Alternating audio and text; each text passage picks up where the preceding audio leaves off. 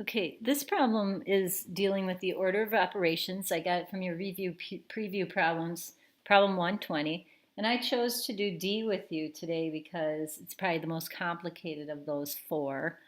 So again, it's a mastery topic, meaning that by the time you take the mid-quarter test, you'll be expected to know all of those mastery topics well. So let's just talk about what this problem is asking for. So it's telling you M is 1 and N is 2, and all that means is that when you see an M, it's really just a 1. So you can replace anything that you see that says M with a 1, and anything that you see that says N with a 2. So that's the first kind of part of this problem, is just to replace all the M's with a 1 and the N's with a 2.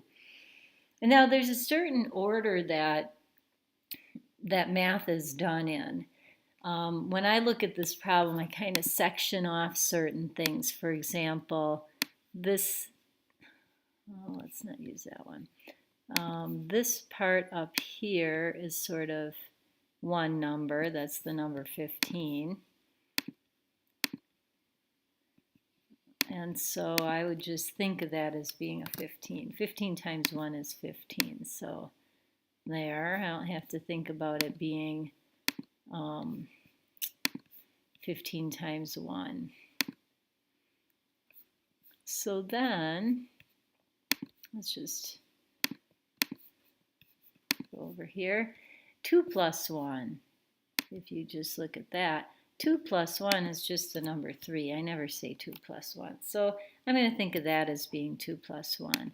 And now I'm not even going to have a 2 plus 1 in here anymore. I'm just going to replace that with a 3.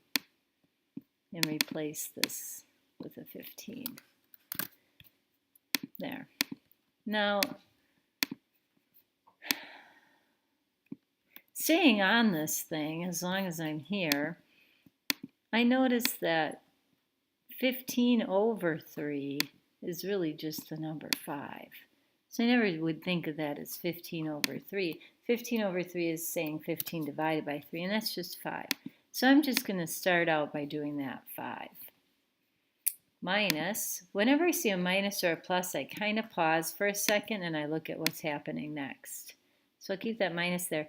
And then I'm going to look over at the 1 squared. 1 squared, I know, that is just 1. 1 times 1 is 1. So I'm just going to think of that as being a 1.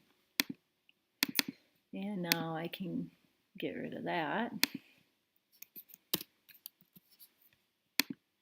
And then the plus 2, again, I just pause when I see a plus sign like that, is just plus 2. So let's just say plus 2. So what it all boils down to in the end is 5 minus 1 plus 2. And now I just work it out going from left to right. Or I could do a lot of things, but if I just go from left to right, it would be 4 plus 2, which is 6. Alternatively, I guess I could have taken, well, no, let's just leave it at that. 4 plus 2 is 6, the end. So this evaluates to a 6 in the end, and that will be your final answer. Why don't you go ahead and try doing problems A, B, and C and see how you do. If you have any questions, come and ask me during ASR or during class. Good luck.